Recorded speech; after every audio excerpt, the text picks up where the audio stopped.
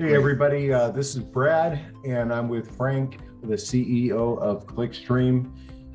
We are going to just do a really quick, Frank's very busy today, and of course he has a lot of things happening with the company, but we did want to give you an important update. And Frank, if you don't mind, can we ask you a couple of questions so we can share it with all the ambassadors and shareholders of the company? Sure, Brad. First and foremost, I want to appreciate you for coordinating this. This is a hectic time for all of us, and I understand the anxiety. And so I'd like to address any questions that you might have. Great. I appreciate that, Frank. Thanks for taking the time.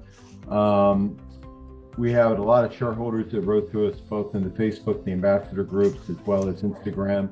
So I'm just going to kind of generalize the biggest questions from them. So the first one, and the most important probably, is can you please explain what is going on with the 10K filing? Yeah, as we know, as I think everybody knows, the 10K is delayed, and it has caused us to be, put on the expert market. This is temporary in nature, right?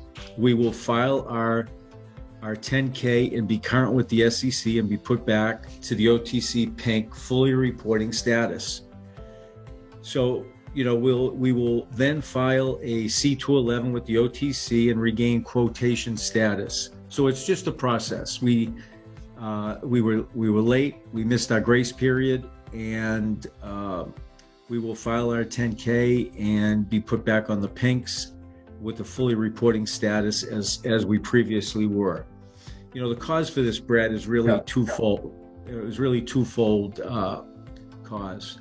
Okay. There was a change with the prior accounting firm, and we chose a new firm closer to our office, within the same time zone.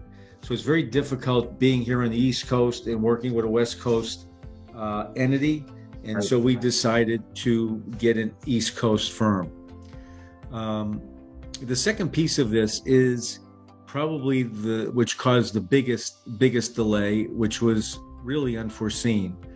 As the new auditors looked at our relationship with Winners, they decided that and concluded that we needed to consolidate Winners into ClickStream Financial.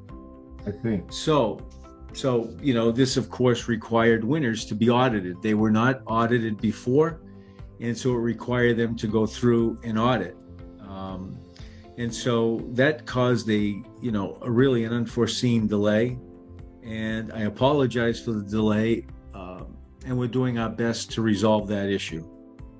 Yeah, that sounds like that was unexpected, and that you understand the situation. And to repeat what you just said, the auditors are, threw that surprise into the mix after you change the auditors, and they will be getting that completed. And then from there, you guys will then file the C211 with the OTC and regain quotation status.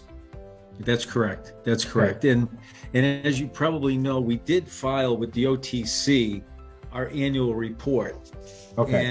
And our CFO felt that would be enough to keep us current until we finalized our audit and supplied that to the SEC. To the SEC.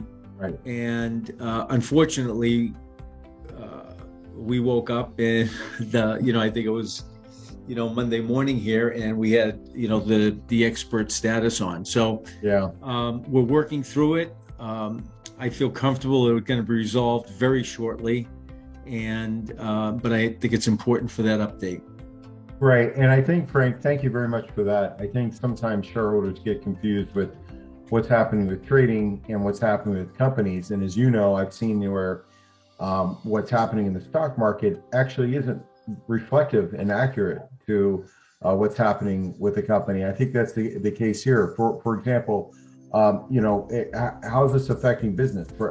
Specifically, is this in any way affected HeyPal, the monetization that was scheduled for this month? Oh, no. There's actually no change in the status of the operations of the company. Mm-hmm. We are moving full speed ahead with HeyPal initiative. Jonathan and his team are currently positioning HeyPal for the launch. of the new features, which will be, value-added premium-based feature that he rolled out on his Instagram Live. Yeah. There's been no change to that. Okay. This is completely separate and distinct from the operations of the company, what we're dealing with as far as the 10K. Well, thank you for clearing that up. But what about Nifter, Frank? Can you tell us anything there? Yeah. So we have some good things happening with Nifter. Again, we continue to focus our launch for this month. The team is scheduling a NFT launch party, similar to what we see with crypto launch parties. So there's great things are happening between Nifter and Riveting, and we look forward to this launch party where many artists will be present, and their NFTs will be launched at that party. Okay.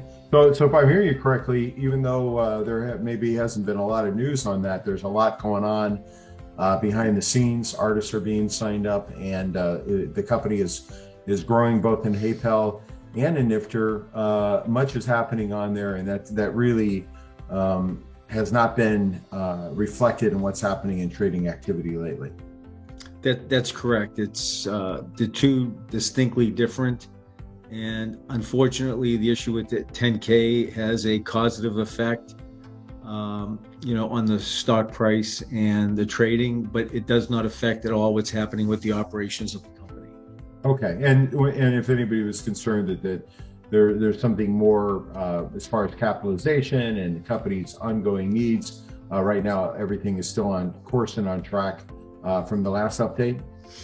Yeah, I see at the moment I see no change in our status, and we're all working hard to launch these two initiatives initiatives, and to resolve our 10K. Sounds great. Well, Frank, thank you very much. We know you're extremely busy. I think this will be a great update for all the shareholders, and we will get this out on the social media channel. So you have a great day out there, and we look forward to speaking with you again. Yeah, again, Brett, thank you, and we appreciate it. Thank you. Bye-bye now. Bye.